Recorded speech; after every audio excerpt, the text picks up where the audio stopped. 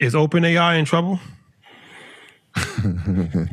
I was one of the first ones screaming this, but with this lawsuit and the paper trail that has been left there, it doesn't mean that the company is dead. I'm not saying that because I've been a big fan of OpenAI. But even shout out to Calacanis, Jason also has championed my statement that I made last year on the show is that if you're a developer, be careful of the IP that you've put on ChatGPT, because now in Silicon Valley, there are some companies who are saying that they've uploaded some proprietary information and now that information is coming out in product form inside of OpenAI. So Elon may not win every battle per se, but in terms of war, he's pretty good.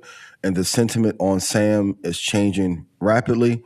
So much so that Microsoft is moving the Azure customers to another large language model provider. So I think when Brad Gerstner woke up that story and had that interview with him and he was flippant in the answer about the revenue, that caused a lot of damage in the market and for that company.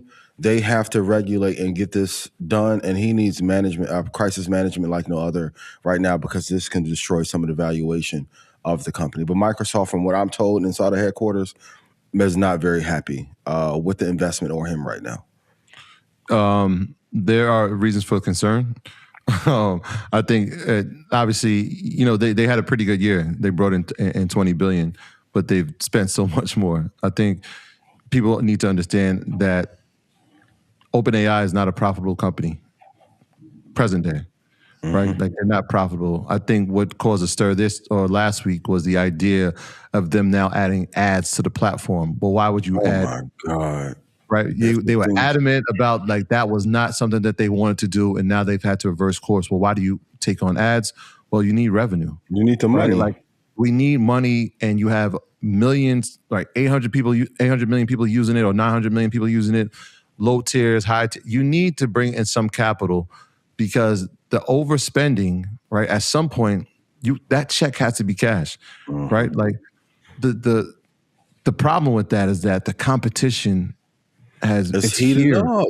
It's here. So the second that they said that they're going to now add ads to the platform, what did Google do with Gemini? They said, look, nah, man, we're never going to do that. Because that's not the only thing that they rely on. And so the competition is here. So when you look at that, the competition, Anthropic is about to go public. I know they just tried to raise the valuation for that as well. You got to look for who's your support. And so the comp for them is Google for sure, Meta, Anthropic, right? What they support. Even though you just talked about Microsoft is still a supporter. It's more advantageous for them to want OpenAI to do well at their deal structure. They still have Oracle, right? And they're kind of like in this thing together. But we know that Larry Ellison is willing to do things.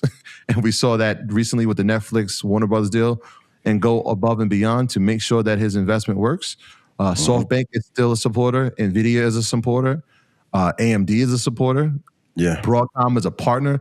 So they have a strong base of partnerships and support that won't, in my opinion, won't allow it to fail.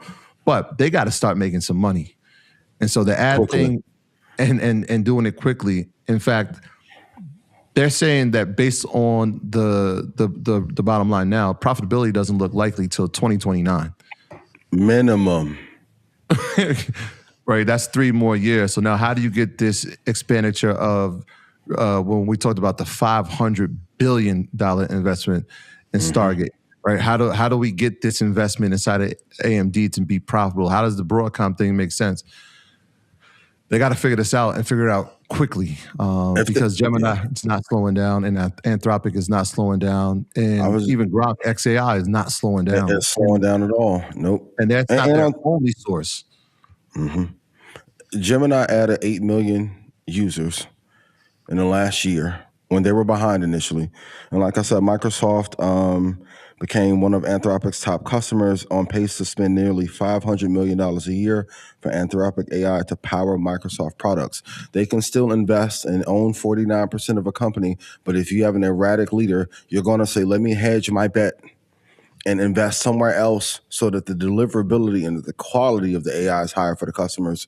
And as soon as they go public, we'll take our cash coffers and then we'll go invest in another company again and leave you out to be on your own. You can't have an erratic leader that's a theft. And also on top of that, that report of that suicide and that engineer being killed, some of this shit is coming back on you.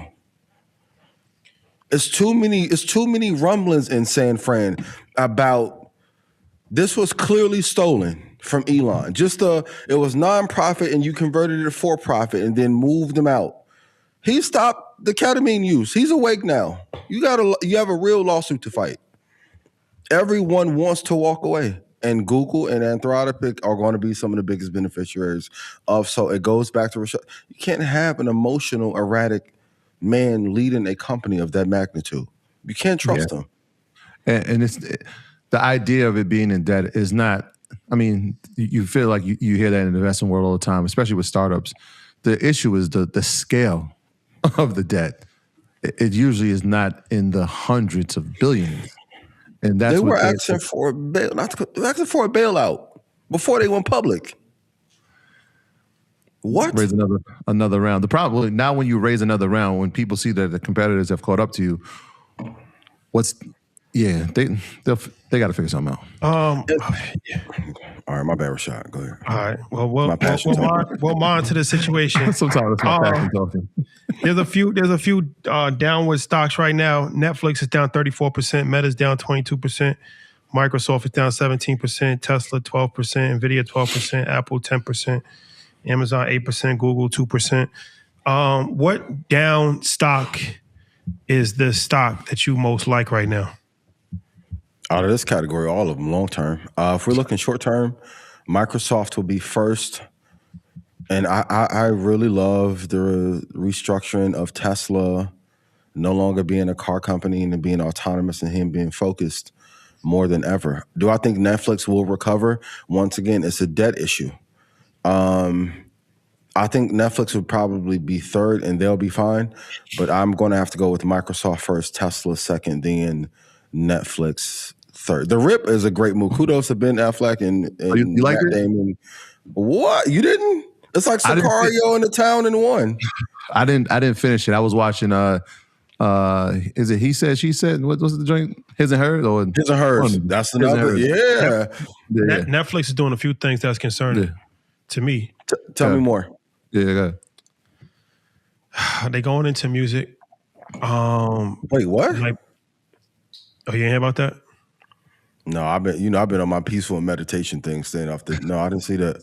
Staying off the web. Yeah, I spoke to somebody that's very high up on the food chain today when it comes to these content creation topics, and they said that Netflix they're creating their own streaming service for music, and don't be surprised if they sign Drake or somebody of that caliber, of that magnitude. Okay, that I have heard. Yeah. I think that might be, I don't know, it's a gamble.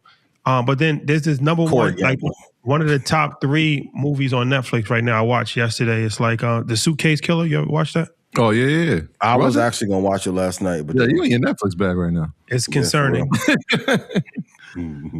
And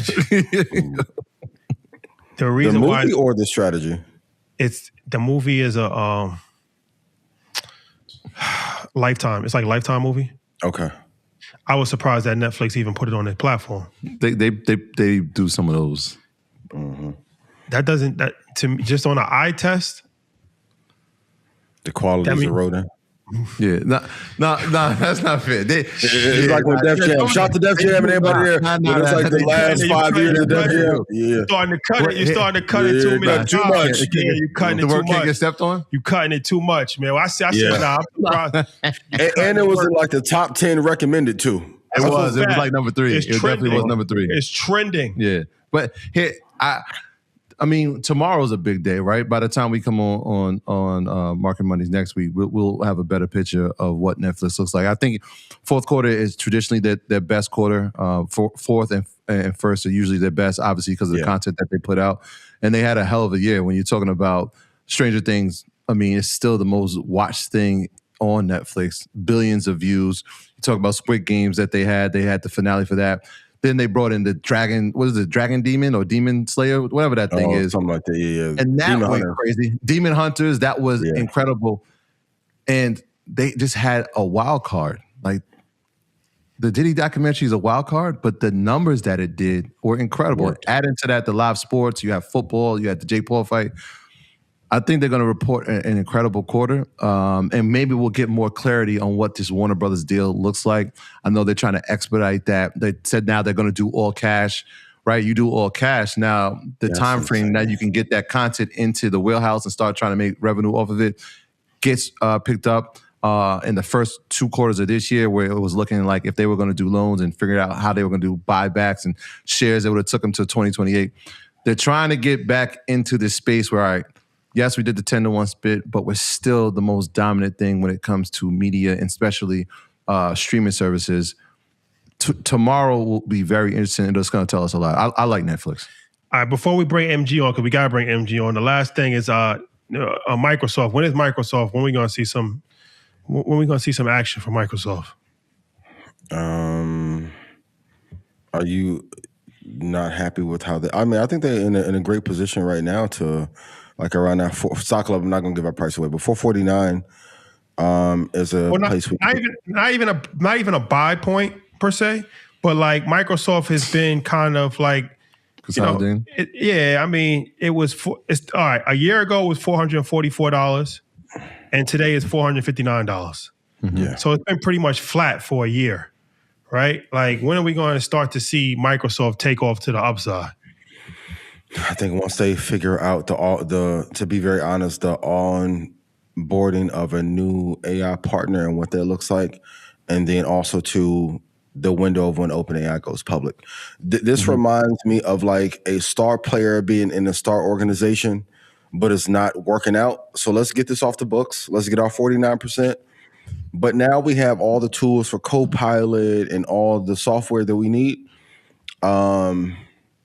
It's very interesting, but like same with Bitcoin. If Bitcoin was at negative 10% for the year, it still represents an immense buying opportunity for the next 2 or 3 years. And I think on the enterprise front, as we head into recession in 27, I think they'll be more valuable. But like once they get the OpenAI situation, keep your calendars marked for when they'll go public. They'll be good. They'll be good.